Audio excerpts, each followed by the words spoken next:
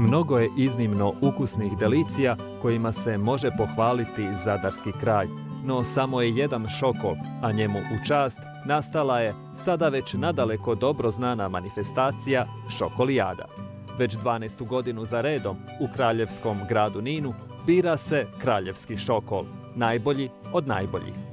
Izuzetno sam zadovoljna sa Šokolijadom 12. po redu, koja im okuplja rekordan broj izlagača na našem ovom sajmonskom dijelu, rekordan broj natjecatelja i rekordan broj pobjednika. Naime, mi imamo ukupno 10 pobjednika u kategoriji ninski šokoladi, kategoriji ostala mjesta, koji su se razdijelili. Primjerice, ove godine imamo prvo mjesto dijele 2 pobjednika iz Nina, a tako se dogodilo i u kategoriji ostalih mjesta. Također su 2 osobe osvojile isti broj bodova, pa smo im dodijelili prvo mjesto. To je super, neka se množi veselje u kućama tih šokolara, a isto tako oni na taj način potvrđuju da je njihova kuća i njihova obitelj vrijedi, jer su sačuvali onaj izvorni proizvod od zaborava i prenose tu vještinu na sljedeće generacije. Evo, po vama, gdje je danas šokol na gastronomskoj karti Hrvatske? Trenutno se šokol nalazi, što se tiče zadarske regije, gotovo na vrhu, znači uz paški sir, uz posudarski pršut nalazi se i ninski šokol i izuzetno je tražen. Mi se nadamo da će za koju godinu pokrenuti se uistinu proizvodnja malo jačih razmjera kako bismo mogli sve apetite zadovoljiti, jer potražnja za šokolom je sve veća i veća.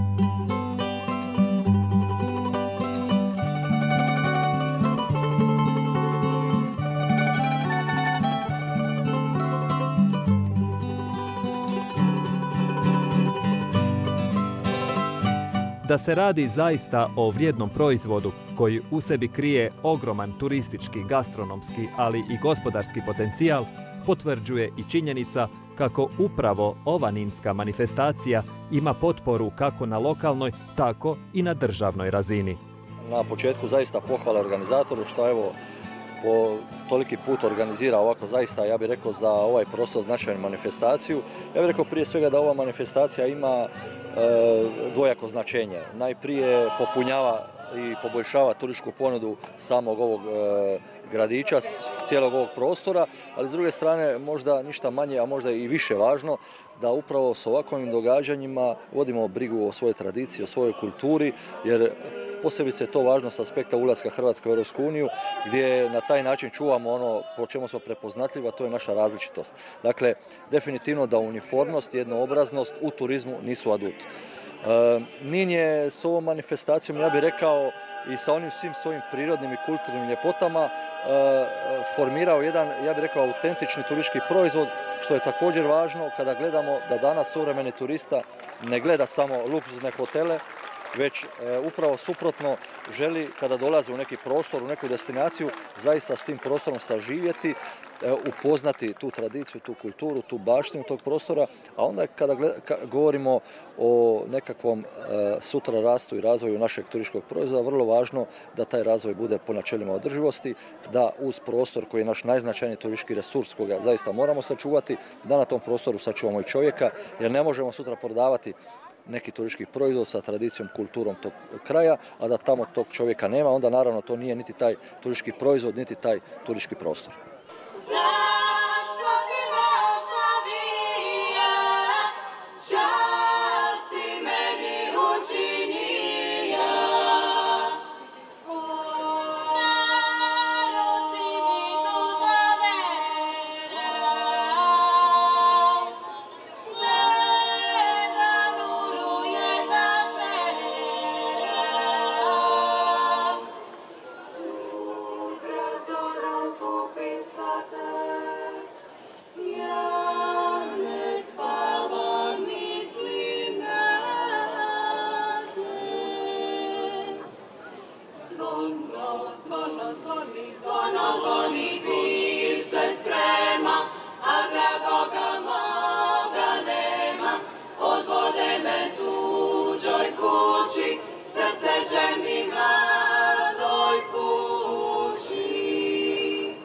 osobno jako drago da se ova manifestacija događa u Ninu, budući da ja sam iz Nina.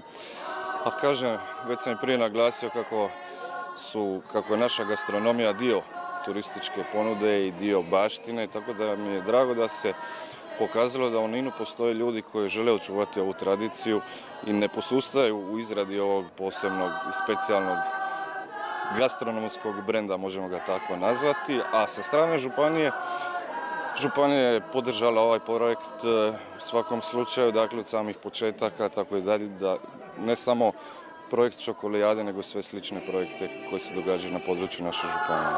Evo, rekli ste kako ste iz Nina, vjerujem da to naši gledatelji znaju. Da li vi sami izrađujete šokol, ili ste se probali okušati? Ne, nisam nažalost, ali što više iskušavam to, dođe mi da sam počnem probati raditi taj specijalitet. Ne znam, možda jednog dana i uspijemo to.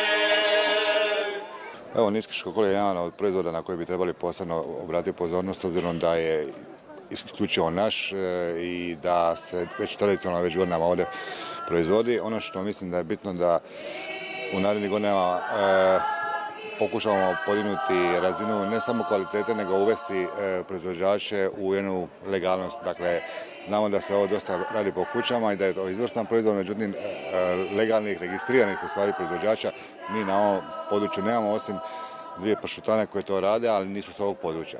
Dakle, nama bi bilo interesantno i nastojat ćemo sa gradom Ninom, turističkom zajednicom, pokrenuti jedan pilot projekt gdje bi našli određene zainteresirane ili OPG-ove ili obrte koji bi prihvatili, pa mogu reći, odgovornost da krenu u legalnu i registriranu proizvodnju, a to je put ka registraciji ili zaštiti ovog proizvoda.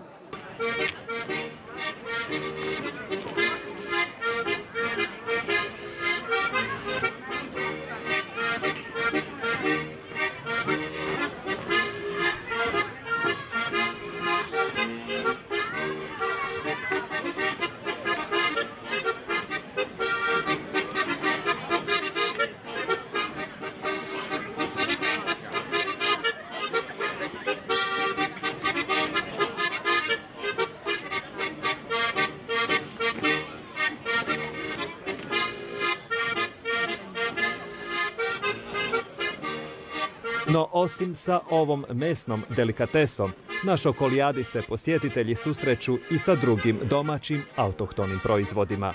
Zahvaljujući odličnoj organizaciji, iz godine u godinu u Nin dolazi sve veći broj izlagača koji putem ove manifestacije prezentiraju svoje proizvode potencijalnim kupcima. Pa je, samo, znate što, to na kraju mi, jer mi smo sad okrenuli se svom poslu, onda na kraju se počastimo, poveselimo malo s njima, to negdje oko ponoći već, jer ipak i mi smo ovdje došli nešto raditi.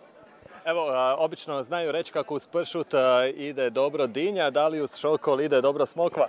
Ma dobra smokva ide uz sve. Vjerovali ili ne, smokve su naše malo bile zapuštene tako, ali svaku godinu već ja kako radim, tako vidim kako ljudi to prihvaćaju. Ona je sve interesantnija i dolazi, mislim da će čak za koju godinu i preteći maslino ulje. Zašto? Ona je ipak isplativa, ljudi su malo to, kod nas znate šta smokva, ovo ono, međutim smokva je delicija, to je specijalitet kakav se samo traži. Nikad se nije smokva ni špricala ni obrađivala, eventualno je neko pokosi da je može ubrati. I to je bit i to je blagodat te voćke.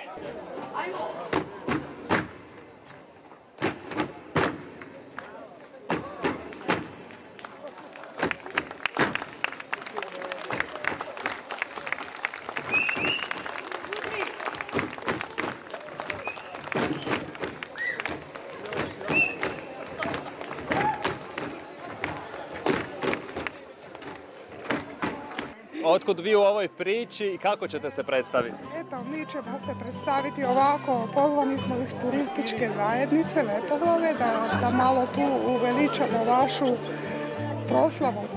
I tako, evo, našli smo se nas 5 da budemo ovdje.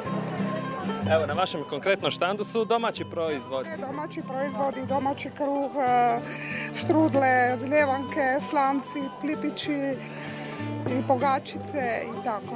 Evo, imamo nešto od meda i tako. Jeste imali priliku probati šokol?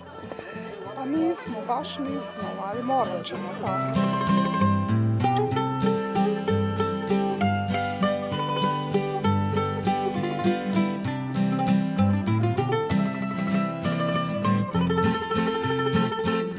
U drugom putu da smo mi ovdje, drago nam je da prisustvujemo, svi naši sirevi pašu u šokol, sve različito o kojem ukusu se radi. Kako vi najviše volite konzumirati sir?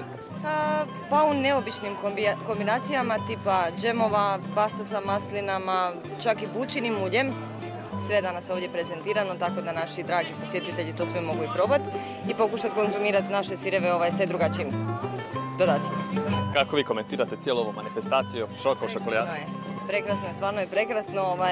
Grad Nin se stvarno potrudio oko svega toga. Lijepo je prisustvovati svemu ovome.